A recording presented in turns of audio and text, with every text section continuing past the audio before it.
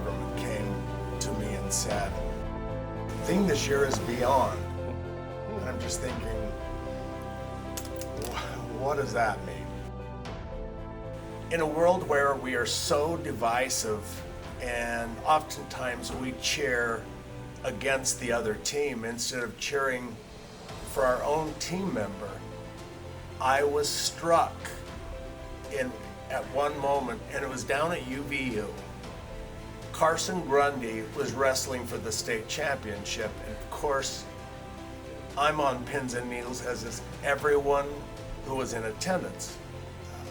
I love Carson. He did win state. But the part of this I want to tell you is right behind me, sitting in the stands, was the entire rugby team and many others who had come down to watch Carson.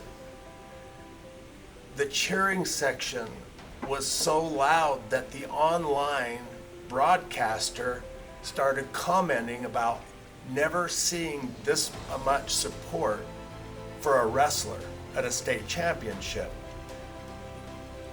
They just yelled, Carson, Carson, Carson. And as a wrestler, sometimes you can't hear what the crowd is because your focus is so on winning, right? At the end, when he won, he stands and he points clear to the top of that section as a tribute and thanks for those who were cheering for him. In fact, many of the adults went up and stood with that student section. That's the kind of support this world needs. It's not cheering against the others. It's cheering for your team. It's getting at people with a common goal. Is that beyond? It is beyond, because I'm not seeing it as much as I used to.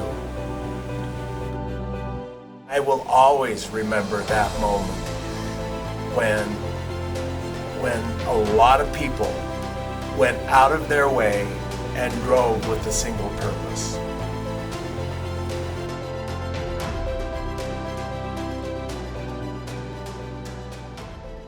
So, to change, arrange, and forge a path forward, to move beyond what anyone knew was possible, and with limitless possibility. Buzz Lightyear said it best in describing his everyday mission as he stretched his body forward and took his flight into the unknown by yelling, "To infinity and beyond." Students, you have been passed through the flames of despair, tempered to withstand the temptations of hate, and only then can you determine if you are ready to survive the public wrath if you're standing alone. In your life, there have always been two uncharted destinations. One path has led to a wild, untamed wilderness no man could tame or own. Your soul has screamed out for help because for the first time you realize you may be alone. This path becomes despair when you realize your pain comes from a hidden snare that cuts and binds your soul. It feels like miles of tangled wire that have a constant binding pull. You see, there are miles of this wire that pull at your aching heart, but you suffer the consequences of failure when you haven't done your part. The second path has been a wide open range of wonder, and this is the path you should take.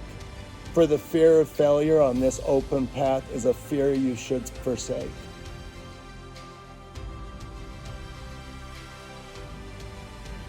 You see, you will not fear what you cannot see or you do not understand, because you look around and all you see is wide open ground. Therefore you stand. You move forward. You refuse to sit because you've been tempered in life and found some personal grit. You will not lie in the dirt crying because someone pushed you down.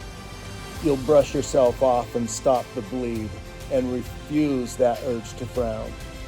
There are no beginnings or endings in this wide open range, only a continuance of time. And remember, the path you take in life can change as quickly as a turn of a dime. But you must stand and look forward to a better life, a life filled with independence and freedom. And only then can you begin to see the joy within God's kingdom. This is more than a dream. It's a wild, untamed desire you were given innately at birth. And the seeds have been planted and now grow in the fertile earth. There's never been a notion that any moment exists beyond this desire to succeed. I hope one of you will step forward with the plan, and together we will lead. This is freedom. It can be defined in many ways, but you know you have it when you stop and realize the path you have chosen could be what heaven is for you. It is the recognition of those times when your dreams and your memories merge together to form a perfect view. You should chase this heaven on the fastest steed, give the horse the rein, and trust him to take the lead. Imagine an untouched grassy plain of green against an orange silhouette just before the sun goes down over the mountain.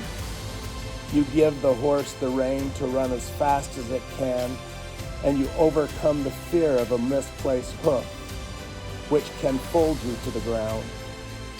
The land represents all you hold dear, and the sky is your imagination. Humanity is changing. I'm looking for a better beyond in the bluest of skies. It's at that moment in time you realize the view to a better beyond takes risk. But in this wild wilderness, the view of heaven is the reward. Look for beyond. Don't wait for me to forge your path. And I pray when they read your epitaph, you will be known for the risks you have taken. I hope your beyond is a world no one believed was possible. Will you settle for what all doubters want you to believe, that your mission is impossible? I'll step out of your way as you search for your own beyond. I will not wish you luck, because there is no luck in this wilderness we seek. Can you see that distant peak? It's just past beyond.